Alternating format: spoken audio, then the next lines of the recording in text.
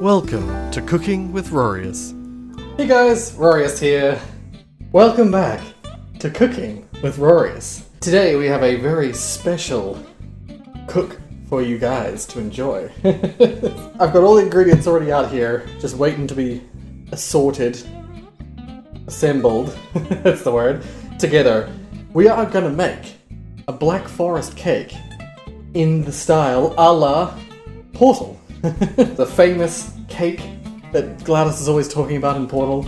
We're gonna make the equivalent cake, which is a Black Forest cake. Most recipes that I saw for making Black Forest cakes wanted us to make a sponge cake that has cream and cherry between it. But this particular recipe I found that I preferred looked easier. Happens to be a regular style cake, so you'll have more classic cakeness inside it, rather than the like spongy cakeness that quite a common Black Forest cake would have. So, straight off the bat, first things first, we want to assemble the dry ingredients in a small-ish, medium-sized bowl. I'll just give you the recipe rundown so that you can follow along a little easier. This has a lot of specific ingredients. 120 grams of butter, 120 grams of sugar. We've got a teaspoon of vanilla essence. We've got 4 eggs, hopefully you can see that.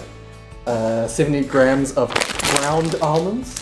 Looks like a flour sort of thing. We've got 60 grams of corn flour, 2 teaspoons of baking powder. The recipe calls for 6 tablespoons of Kirsch. I think that's how you pronounce it. But we have Kirsch, which is like a German cherry liqueur. I don't personally like liqueur in cakes, so I'm going to omit it. 600 grams, more than one of these bottles of cream. 750 grams of preserved morello cherries, or sometimes they're called like sour cherries or something similar, but just any sort of preserved cherry and juice, you know. We've got another tablespoon of corn flour for this side. I've got the ingredients separated by what they're for, but I'll go over that in a little bit. Shaved dark chocolate. So like large shavings of dark chocolate. Did I mention the chocolate powder? I might have missed the chocolate powder from before. That's over the side. And the recipe once again calls for 16 glace cherries. I despise glace cherries. They're the like sugary candy cherries that you get on cakes. So I'm going to instead use friggin' real cherries. So, straight off the bat, I would like to mix the dry ingredients first because the dry ingredients require the same tools as the wet ingredients, and if you use tools for the wet ingredients first, and then dry ingredients, you're going to get dry ingredients stuck all over your measuring tools. First step, we want to mix the flour, corn flour, and baking powder.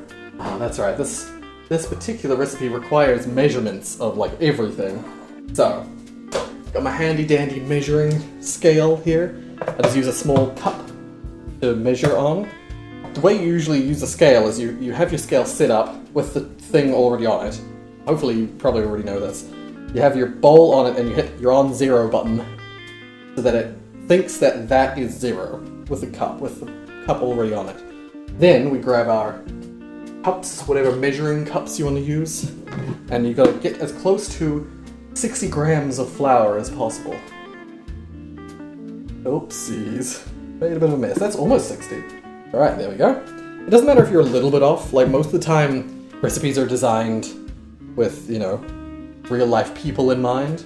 So just plop that in your medium-sized container, because we want to keep the dry and liquid components separate for now. The next one was the 60 grams of corn flour, which I have a fresh box here because we did not have enough corn flour for this. I think it's called corn starch if you live in the US. We call it corn flour here. Just want to pour as close to 60 grams as possible into your little cup. It's unusual for a recipe to have such measured flours and stuff like that, because usually when it comes to flour and stuff like that, it's not a huge deal that it needs to be a really specific number. Most of the time, just like a quarter cup would be enough. But I have to admit, I have not tried this recipe before, so I want to stick to as close to the recipe as possible. Also, don't mind if I look disheveled. It is very hot at the moment. I'm literally dripping with sweat. Okay, now our last ingredient, which is the baking powder, and that is 2 teaspoons. 1 and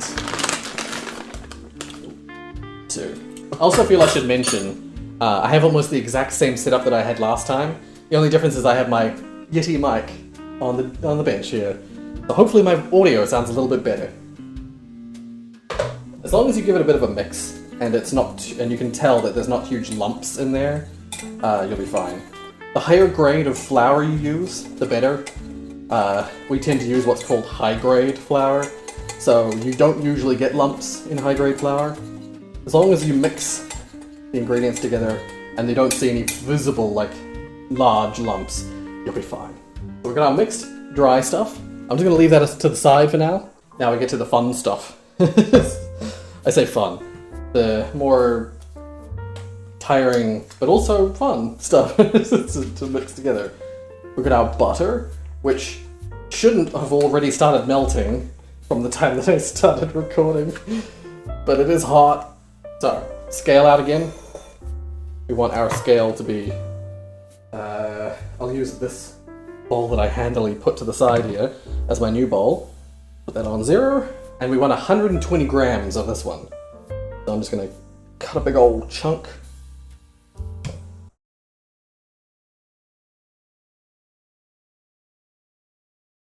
Don't worry if you got a little over on the butter either.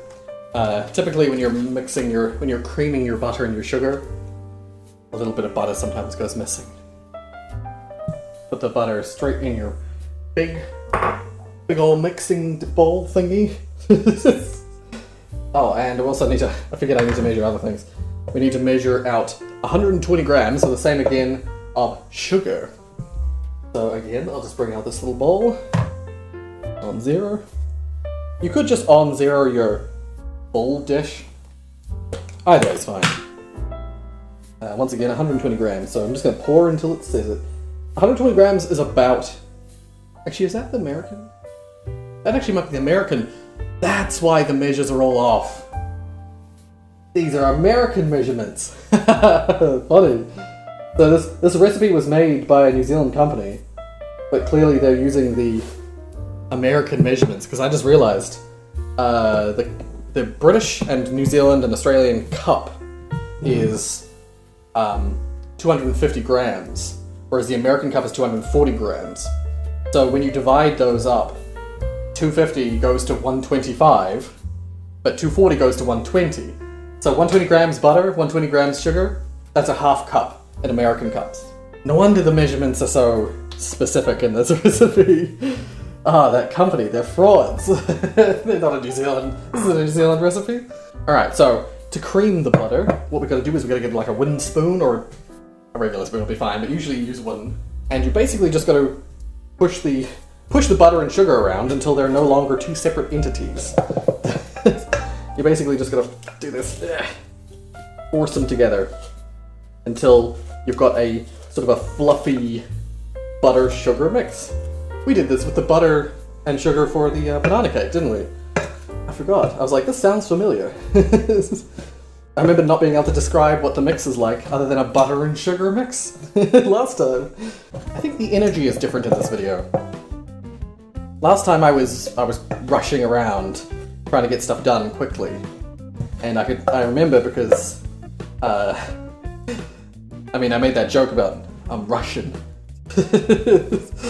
but also I was making a hell of a mess and I wasn't so calm. I had an interesting energy. I quite liked the energy actually. Your mix should look something a bit like this. So you've got your butter and your sugar is basically like one little yellowy entity. So now we need to add the vanilla essence. I believe that is 1 teaspoon. I thought I remembered it and then I forgot it.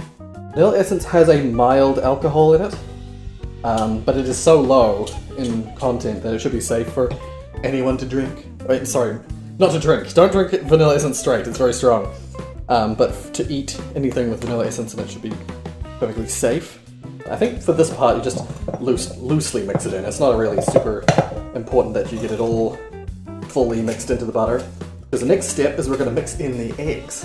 If you're not confident in cracking eggs, I would suggest using like a bowl like I've been using for the butter and stuff like that. But if you're pretty confident, then just go ahead and crack them straight in here.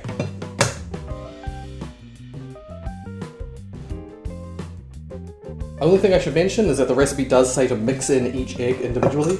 It says to mix it in one at a time. Last one. I skipped the last 2 eggs because my phone needed to cool off. My phone overheats so fast. So, it is very hot in here, so it's fair. So, this is what it should look like after you've mixed all 4 eggs in. Should be an eggy, sloppy mix. So, now we add the almonds and chocolate. 70 grams of almonds. We're gonna need our trusty scale here again. And we're doing more dry ingredients, so thankfully I still have my little dry ingredients bowl. Measure out 70 mils. Just pour that in. There we go. Mix that in a bit. And then how much of the... Then 100 grams of chocolate powder. It said to use finely ground chocolate, I think it said. Chocolate powder is so much easier. You might get better results if you use like ground chocolate stuff, but I think like I could probably use bitter chocolate than this. I'll get bitter chocolate than this. This is some proper like baking chocolate in powder form. You want it in powder form because this is going into the cake itself. This is going to bake the cake, instead of the cake being like an orangey yellowy white color. This will make it that deep brown chocolate color. Not straight into the mix. Measure your mix out, 100 mils. Alright. We have a little mountain of chocolate stuff. I might just give it a really brief press with this. Just to get some of those lumps out. Stick that right in. Ah, yeah. There we go. Alright, so we just mix that in. Mix that into the mix. Yeah. Yeah, shockingly, we haven't added our... You don't add the dry ingredients until way after you've done... Like, way after the regular wet ingredients. I just thought we'd do the dry ingredients first. Oh, look at that. Looking much more like a chocolate cake now. Look at that. Look at that good stuff. Wonderful. Give it a good old mix, but not too much. I don't know if this is one of those recipes, but some recipes don't like it when you mix it too much. Alright, now we take our dry ingredients from before, our flour, corn flour, and baking powder, and we pour that in, fold it into the mix. They use words like fold. It basically just means that it's just the way you turn it. Instead of mixing, instead of just straight up mixing, sort of spin around the bowl and sort of turn it over. I'm pretty sure in this case, the only reason they say to do that is because if you mix it regularly, you're going to get flour going everywhere, and you're going to lose half of it into the air. Oh, this almost looks like a brownie mix. This really requires some forearm strength. Too bad I haven't been using my weights. I've been going for walks like a good boy, but I haven't been using my weights recently, so my arms are a little weak. I'm the opposite of typical gym boy. I skip arm day all the time. I do leg day every day. Alright, so it should look a bit like this. The recipe calls for a 26-meter springform tin. I think if I use the 26-centimeter springform tin, the mix might not go far enough to do what I want with it. Once the cake is cooked, we want to cut it into 3 pieces.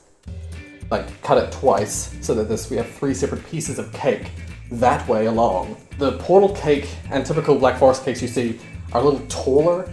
This one suggests, the 26-centimeter tin I think will be too wide for what I'm wanting to do. So I'm going to go with a 21-centimeter tin instead, and we'll see what happens. I've always been taught that you should line the bottom of a springform tin. So I'm just going to loosely cut out the bottom shape of the tin. That way the cake doesn't stick to the bottom of the tin, but it will, it'll stick to the paper instead.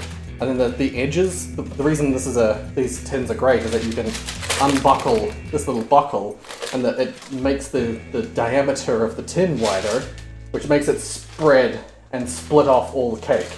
So theoretically, it should just come right off the sides, at the bottom, you know, you want to have it covered. Alrighty. And as we said, this is something I've never done before. So, I think I said that at the start of the video. I've never done this before. So, if this goes horribly, you know why. Alright, so, I had to have another break. Some things have changed. We're gonna pour our mix into the tin here. My mix is quite thick. I'm assuming this is what it's supposed to be like. I haven't missed anything, have I? No, that's everything. So yeah, we've got real cake. We've got real, chocolate cake. A real strong chocolatey smell to it. See, this is why even this size of tin I was unsure about, because if I give you a close look in just a second, I'll show you how much of the tin this cake actually fills. I'm being very delicate and using a knife to scrape off all the cake. I would normally use my fingers, but I mean, I probably will still. I think I'm just gonna need to use a scraper to get all the little bits and pieces off. I want to save as much of this mix for the actual cake. I don't want to eat too much of it before it's cooked. I'm sure, once again, this is another recipe that would be fine to like lick the bowl or, you know, any of those kinds of things. But first, before you do that, you want to really make sure you get all the mix into the tin. As you can see, oh god.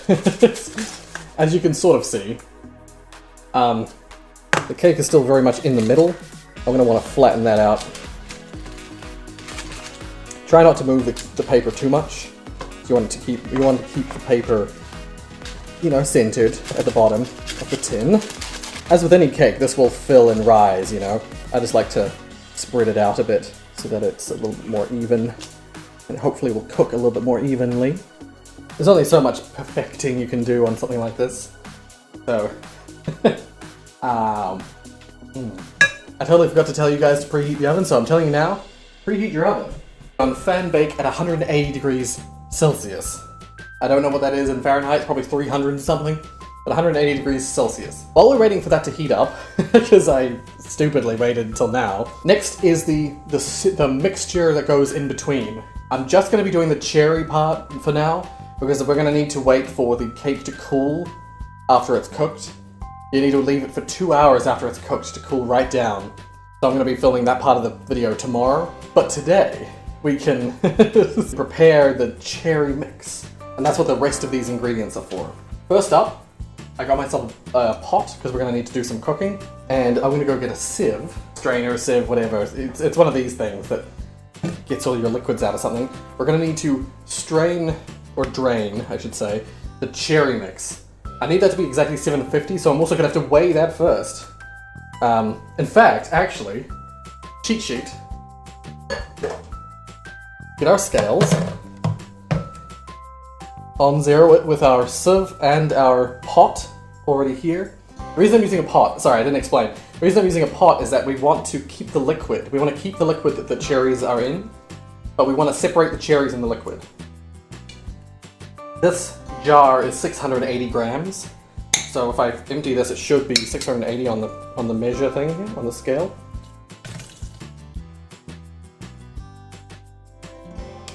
Once all the cherries are out, and all the liquid's out. Oh, that is more than it says it should be. Oh, this jar says 680. We need 750. This is 730. So, we don't need as much as I thought we did. That's gonna throw my measurement off, isn't it? Poured a bunch of liquid in there. That's confusing. Because I don't know how much of that 750 grams is supposed to be cherry and how much of it's supposed to be liquid. I wonder if it's supposed to be just the cherries. I'll drain all of it into the into the pot, and I'll measure how much cherry we have, and I'll try and get exactly 750. And then any liquid that's in the pot we'll use later. I'm just gonna spoon those cherries into another. I thought I was being all clever and everything, and now I suddenly realized my error. Ultimately, for this part, I don't feel like it matters whether we make too much, because we'll just be left with, you know, excess cherry in a mix. I don't know exactly what I wanted from me. All those cherries is not 750 grams, so I think it was supposed to be some sort of combination. I'm just gonna guess as to about... I've removed this much of the cherries. And I'm gonna fill up to about that point with liquid as well. Yeah, I returned about that much of them cherries left back into it because there was a significant amount of cherry we had. Before we do anything else, let's go stick the cake in the oven. There we go, and that should be cooking for 30 to 40 minutes. We'll set it to 30 minutes for now and we'll test the cake once it's been 30 minutes. So hopefully, all my shenanigans with the cherries are finished. We should have the equivalent of 750 grams worth of liquid and cherry, and we should have the liquid in this pot and the cherries in a sieve of some kind. And this liquid we're going to need to take over to the oven. I'm going to stick this on. I'm going to start simmering this. The recipe that I'm using doesn't specify how hot to simmer it for or how long to simmer it for, but it says to add, how much? 1 tablespoon of corn flour to this mix to try and thicken the liquid. I think the liquid needs to be sort of like it needs to be viscous. It needs to be like a syrup. So I'm going to try and aim for that. So I've just got this set to maximum heat. I'm not sure when I'm supposed to add the baking powder. Yeah, baking powder? Corn flour. I keep calling it baking powder. The corn flour. But I'm going to wait until it's sort of simmering. Alright, so this is quite sort of steamy now. I'm going to start adding... Well, I'm going to add my tablespoon? Tablespoon. Yeah, tablespoon of corn flour. Hopefully. This just... Oh god, it's all like stuck in there. Okay. Well, we should be able to mix that in. And that should thicken. Should thicken the mixture. I can feel it being thicker immediately. I should switch to a regular spoon. It's not quite thicker yet, but we'll keep at it, and hopefully some of the water will boil off, and it should thicken. Okay, I'm not 100% sure, but I think I might have achieved the desired effect. The liquid's really thickening up to the point where, as it's like bubbling, it's forcing its way to the top of the pot. So it says now to take that off the heat. Oh, and by the way, if you're having trouble with the thickening, like adding the corn flour or the cornstarch, what I find is a really useful little tip is to take a little bit of cornstarch, just like the same amount as you would have put in normally, and then just put a tiny bit of water in with it and mix it until you get that thick, like, cornstarch and water mix that people always talk about. That's like, you can play with it because if you punch it, it's as hard as a rock, but if you let it sit, it becomes like liquid. Make that, and then pour that in, because that'll mix better in the mixture. I had to do that off camera, because by the time I had poured it in, the mix was too hot, and so it turned into little lumps, which is unfortunate. But I got it thickened, and now it says before you let it cool off, it says to add the cherries back in. We'll add our cherries back into our hot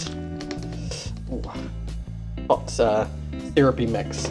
We should have, hopefully, what they want us to have in terms of like the mix for the inside of the cake. No, we just want to let this sit and cool off. You cool off.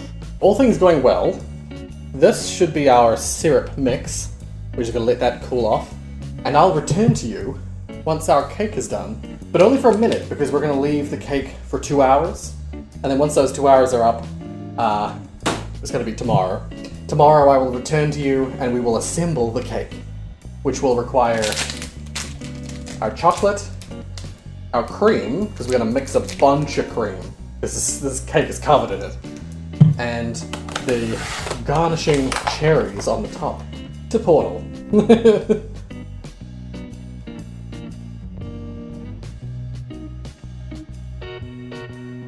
Alright, the moment is here. Let's see.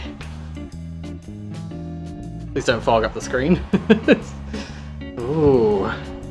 Oh. Ooh, that looks good. That looks tasty. By the way, this is if you want to check to see if a cake is ready. Get a skewer, like a long toothpick. I guess a regular toothpick would work. And you stab it into the center.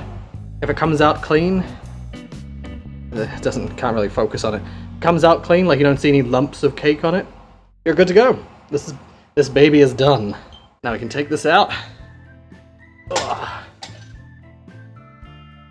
See, I reckon even this size spring tin was like too big for it. But there you have it. That's the cake done. That looks delicious. I don't know how this is gonna cut.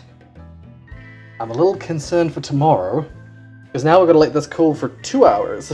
The only reason I'm doing it tomorrow is that I'm out of time for recording this in the kitchen. You know, other people want to use the kitchen. If you just leave this for 2 hours and come back and then start the assembly part, that would be wonderful.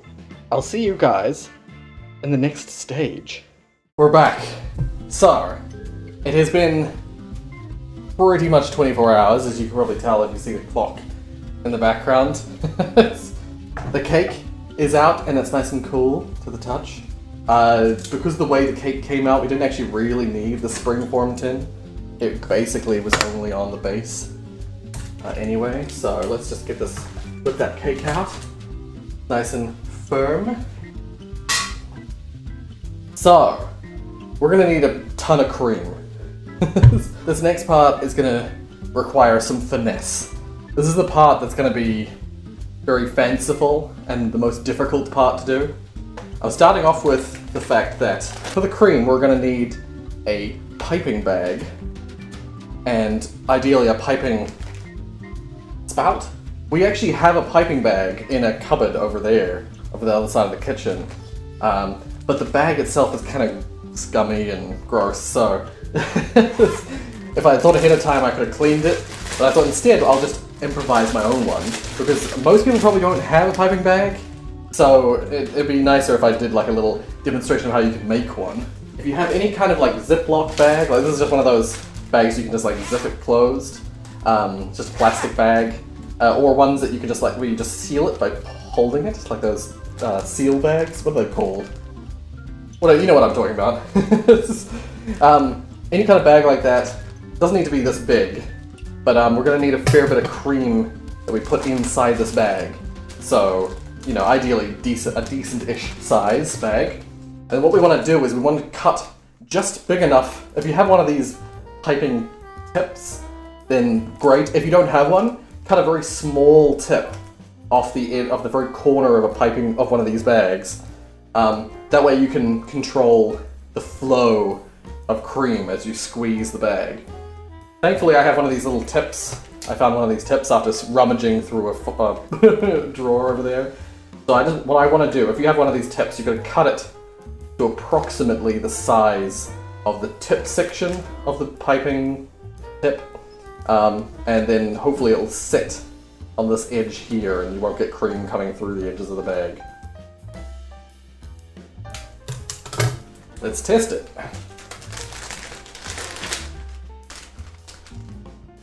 Yeah, just a little bit tight. That's perfect. Or hopefully that's perfect. This will be our pipette, our piping bag. I'm just going to set that aside, because now we're going to make a ton of cream. I'm going to put this entire bottle, this is a 500ml bottle, this entire bottle inside this. I never usually make this much cream, but this cake is filled and covered in cream. And then I need about 100 mils more. I've got this little cup that I've already figured out sort of how much more I need of this. Doesn't really matter too much if you have a little less or a little more, but if you have a little less then you might not be able to cover the cake fully. So a little more, no big deal, because you can always have a little bit extra cream for the side. So, we've got all this cream here. Now we're gonna friggin' whip it. Maybe I should cut the cake first. Before we whip the cream, I'll cut the cake. Because what we're gonna do, oh, that paper came off perfectly clean. Unfortunately, my cake only came out this thick. So I don't think I can do 3 layers of cake for this. So I'm probably only gonna be able to do 2 layers. That's okay. The more layers you can do and the smaller the cake tin. I wish I had followed my gut and used an even smaller cake tin. 21cm with this recipe is also quite like wide, ideally you'd want to have like maybe like an 18 or a 16 centimeter one, because you want the more vertical the better, basically. The more upwards the better, but it might take a little longer to cook, so you got to note that. But yeah, essentially what we want to do is we want to cut this cake like straight. I was going to say straight down the middle, but from this orientation. So we want to cut it straight across like that. Ideally, as I said, I would cut it into 3 bits. So we'd have a bottom, a middle, and a top. I'm just going to cut it into 2 bits. So we have a bottom and a top. And I'm just roughly estimating those sizes. I'm not the best, like, even cutter. So fingers crossed. Gonna say, get yourself really nice, a knife that cuts like bread and things really nice and cleanly. Like and what's good is because I've left it for so long, left it overnight. Oh god. Oh, I lost a bit at the bottom. That's okay. That's okay. Just need to slide that in there because we're gonna cover it with cream and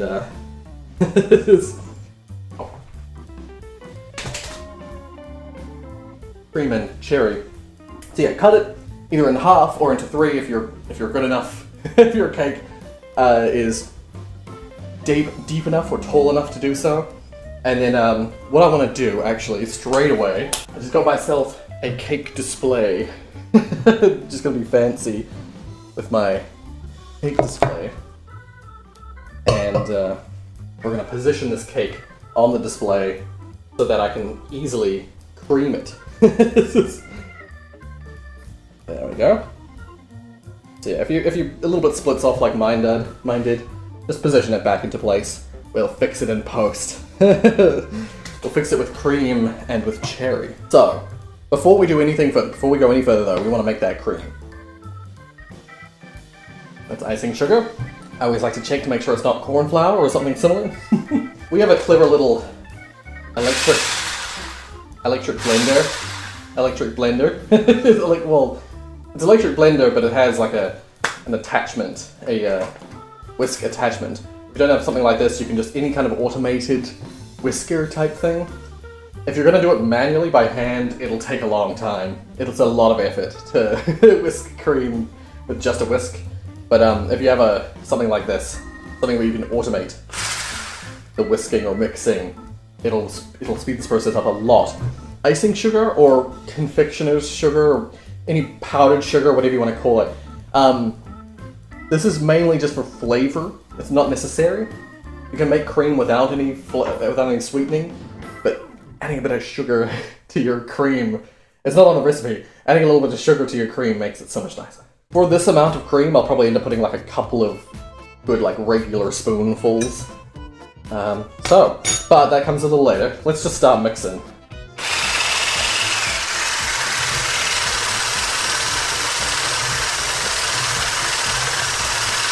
It's a bit messy in such a wide bowl, but there's so much cream to make that I just couldn't do it in a smaller bowl.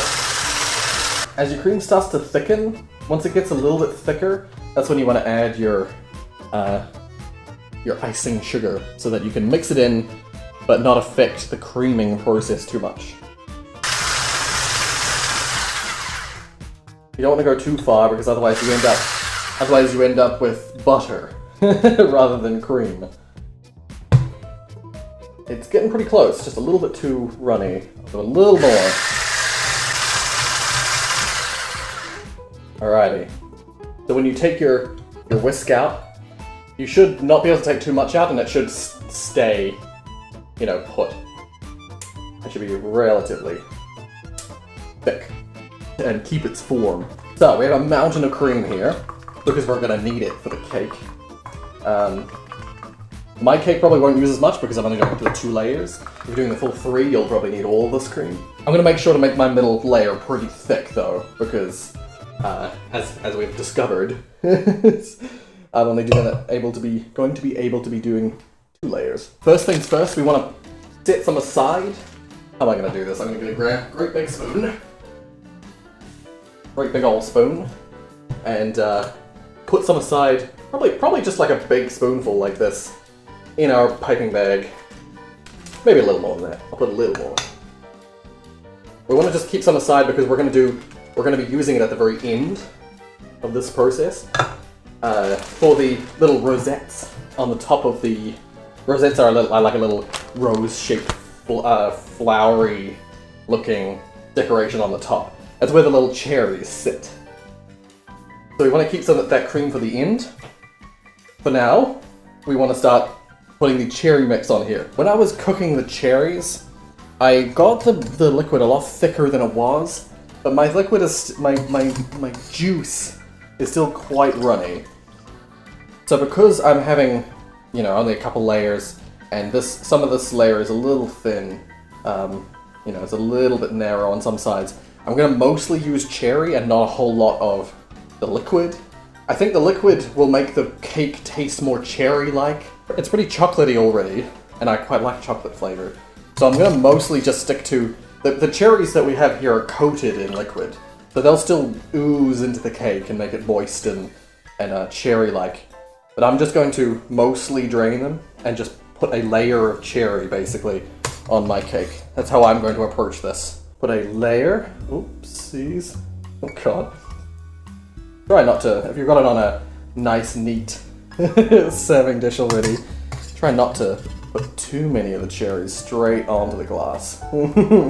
Like I just did. I can already tell just from pushing these around, the cherry juices are already starting to wetten the cake below, which is exactly what we want.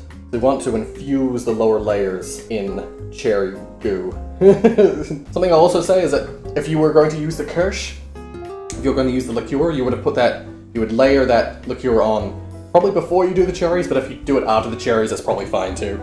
As long as it's before the cream. Because once you add the cream, the liqueur won't go through it anymore. Alright, so we've coated our first layer in cherry. Now we're going to coat the rest in cream. We're going to layer it so that you should have a really flat, even surface of cream over the top of the cherries. Yeah, I hope you like cherries, by the way. This cake is basically cherry chocolate cake. What I should do is I should get a little like rubber scraper type thing. And I'll do that right now. I've got quite a soft rubber spatula. Use that to spread it. That's a little nicer. Don't be afraid to go right to the edge of your cake either, because we're going to be coating this bad boy in cream at the very end. So a little extra cream, a little cream on the edges, on the outside, no big deal. I like how I tend to speak with authority on this stuff. I'm no expert. This is literally the first time I've ever made a cake with like what is essentially a kind of frosting made of cream. So I'm doing this the first time. If your cake doesn't quite work out, like it doesn't look like mine, or it doesn't look like the portal cake that we're going for, don't worry about it. Mine's probably not going to either. It's literally the first time I've ever done this. So, yeah. You're always bound to have little problems, little mistakes, but that's fine. It's about the joy of creation, and in this case, the artistry of designing and developing a cake. Probably got it even enough now, so I've relatively covered the entirety of this bottom layer with cream. Now we put the top layer on top. So what we're going to do is we place this on top.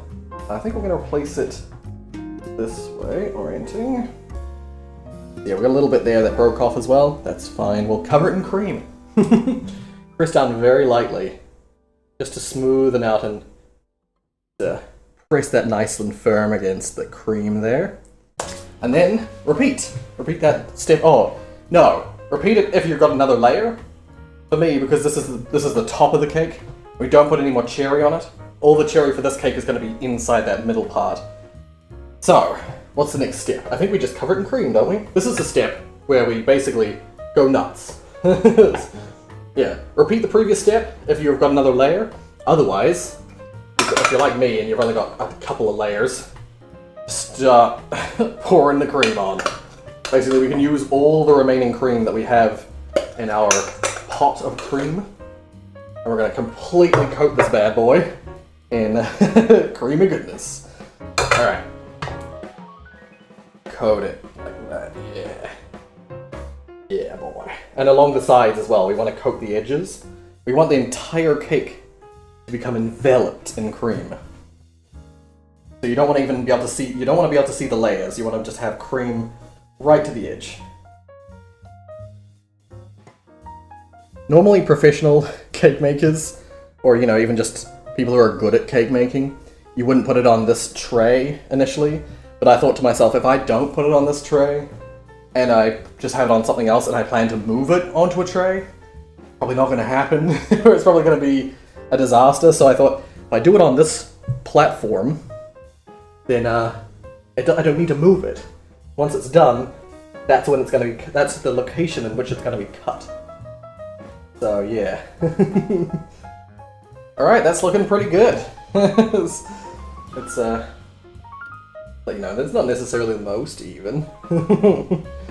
But I think that'll do it for us. So, this is the like almost finished stage. The cake recipe that I was following suggested to pipe the rosettes now. I personally, just from looking at this, in my mind, I think to myself, like, I would do it at the next stage. I want to coat this in chocolate. I probably could have prepared some of this before. You probably could prepare the chocolate before you start doing this, but the way it's always described is to just basically grate chocolate over the top of it. So I'm just going to get out our grater. Hopefully I don't blunt it. And I'm going to just try starting, for now, see how it goes. Just grating pieces of chocolate on top of this cake. This is probably going to make a mess. Actually, I'll grate it onto something and then I'll pour it onto the cake. That'll work better. I've got this huge block. I probably do not need this much. You probably get grated chocolate, but I knew we had this block, so I'd rather just do it myself. And if you're sweating like I am, if you're really hot at the moment, and you get chocolate all over your hands, don't worry. I am too. Okay, let's see how much we've got. I'm gonna wash my hands real quick. You can probably use milk chocolate as well, but we're using dark chocolate. I believe the recipe called for dark chocolate as well. Just because it's this cake is a Black Forest cake, so it goes for the like dark chocolate look. Alright, I have a board covered in chocolate gratings. I'm just gonna completely coat this with shaved chocolate. And we want to cover the sides as well, which could be a little challenging, but I'll see how I go. It's easy enough to coat the top. Now I'm gonna have to figure out a method for coating the sides. I think this problem is why a lot of people, when they make Black Forest cake, they don't actually coat the edges in flakes of chocolate. What they do instead is they carve really neat vertical slices of chocolate, and then they make like a fort around the edge, because it's easier to get the flakes to stick. Because that's the trouble I'm having now, is I'm throwing flakes at it, and sort of half of them are sticking and half of them are falling straight off. The side that I did that's a little flatter than the other side is so much easier. The pieces stick to it way better, for obvious reasons. Hopefully everything's still working. I had to rejig my entire setup, but I've cleaned up the table, cleaned up the cake a little bit, got it relatively well coated in chocolate bits. So, we're at the final stage. The final stage of this cake. Before this melts and oh god, it's starting to melt already. Before this cream melts, you gotta grab your piping bag so that all the cream is at the bottom, and you gotta get your hand squeezing this end as you aim your pipette and your piping bag. Ideally, in this particular recipe, it suggested, I think, 16 spots around the cake. I don't think I have the capacity to do that, so I'm probably going to aim for 8. 8? Yeah, 8. So what we want to do is aim your nozzle, get your pipette thingy ready, and make a little rosette. Yeah, something like that. I've never done this before. This is once again a brand new thing for me. Okay, that's 2. In the recipe it suggested, like, marking it out. I'm just doing it by eye. I'm not gonna worry about it. Alright, now 4 more between those ones. Yeah, so I just do top, bottom, left, right of the top and bottom, and then in the middles. That's how I divide my stuff up, like this. There we go. Yeah, that's 8 little pipette, 8 little piped rosettes.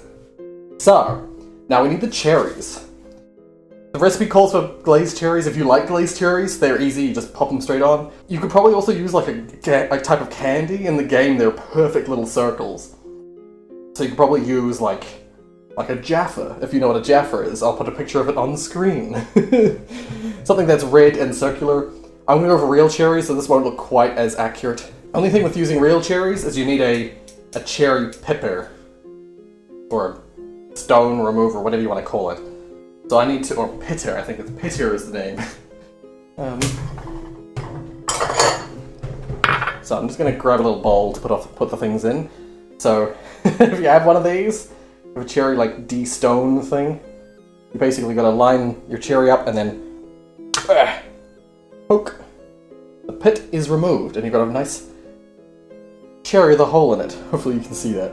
And we want to stick that right on top of our little rosette. And we're going to do that for each one. Alright, that's it. I've put all the cherries on the top. It's looking really cool now, actually. It's become real now that there's the cherries on the top. But there's one more detail which I have to check whether I have. I kind of forgot that it was a detail of this cake until I looked at a picture of the cake earlier today. You're gonna have to just imagine that this is a regular white colored candle. White or yellow colored candle. There we go. Yay! This was a triumph. I'm making a note here. Huge success. I'm gonna get rid of this candle because it's unnecessary. And I don't want wax dripping inside this cake. Oh god, smoke. I don't want to set off the smoke alarm. That's it, that's the cake. Yeah. There it is. There she blows. Isn't she beautiful? Look at my setup. Look at this mess. I have... this is what I use to record these episodes. I have my ring light. I have my laptop with my mic attached to it. My laptop then attached to my phone that's on the top. And now that it's unplugged, it's about to die. And then I have that all so that it faces me in the kitchen. Just gonna cover up that hole that the candle made. There we go. But yeah, we did it! We made a Black Forest cake in the style, well, as close to the style as Portal, as possible. Let's cut into this. Slice right down the center. Ooh, yeah.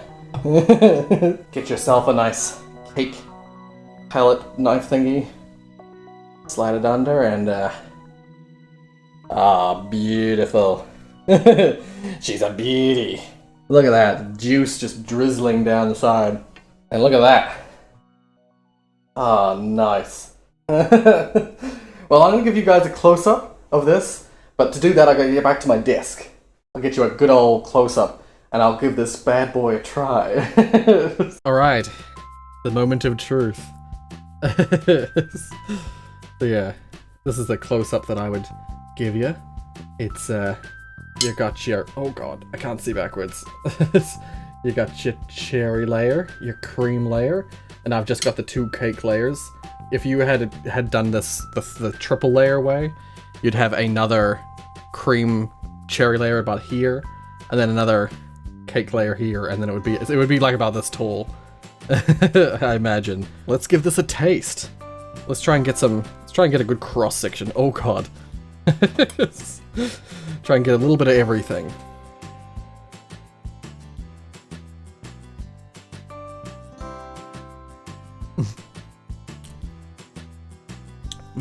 That's good. That's good. I reckon I could have got away with more liquid.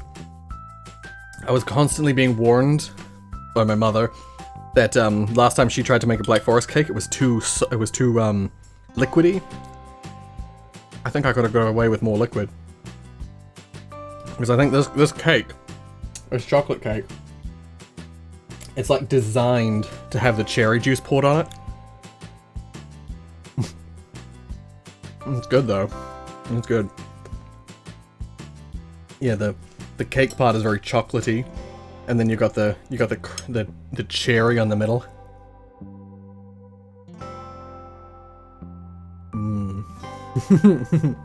Yeah, no, that's good. With the plenty of cream, yeah, it really is really good. I have to be honest, I've never liked Black Forest cakes in the past. Normally when I'm served, let's go to the side that's less less squeezed. Whenever I've been served a Black Forest cake, I think it's always had the that cherry liqueur poured through it, or it's had, you know, some sort of like something that makes it taste way cherrier than chocolatey. I reckon this is a really good balance between cherry and chocolate. Let's see if I can hook myself a cherry. The entire rosette.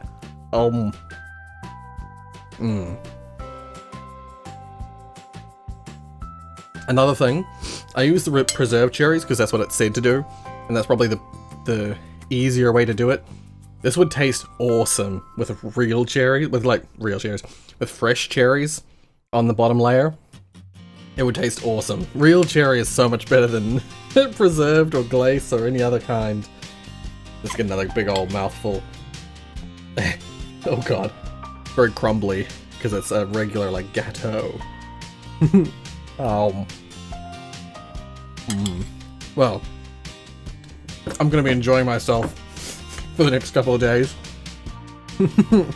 I think we can call this unmitigated success. This is like the third time I'm referencing it. Make that note. Huge success. It's hard to overstate my satisfaction. Yeah, no, I'm really happy with how that turned out, because going into this I was quite nervous. Both the burger plan and the cake plan, I was like nervous because it's stuff that I haven't really done before. It's very new to me. So this was a brand new experience, and I think I'm better for it. I think going into another cake, I feel like I'll know better what to do. If I have to make a frosted cake, or, you know, cream-coated cake, anything with lots of stuff on top, especially the chocolate, the dusting the chocolate, that was very new. Figuring out how to get the sides to be as coated as the top was a challenge, and now I think I could make this cake again and make it way better. So yeah, I hope you guys enjoyed. If you followed along, I hope your cake went awesome as well. I hope you and your family enjoy the cake that you made. If you didn't follow along, I hope you just enjoyed watching me enjoy cake and try something brand new. Sometime soon-ish, coming up next, we'll be having the burger that I would have done today if it hadn't been for cake. Yeah, so next up we've got Scrap Mechanics Pizza Burger. And I was contemplating doing something different with it, but I think I might try and stick to the pizza burger thing. I was thinking of doing a burger pizza, but I think that already exists. So I might try and do an actual pizza burger and try and make something at least similar-ish to that pizza burger. If I do, it's going to be entirely my own recipe. So that could go horribly or it could go amazingly. I think Dad and I are going to be eating a bunch of burgers before that episode comes out. I think I'm going to be trialing a few different burger choices. But until then, if you like what you saw, hit like. If you want to see more from me, then subscribe! Hooray for cake! Hooray for Portal! I hope you guys all enjoyed. This has been Cooking with Rorius. until the next time, I hope you guys have wonderful, wonderful evening, morning, midday. Until next time.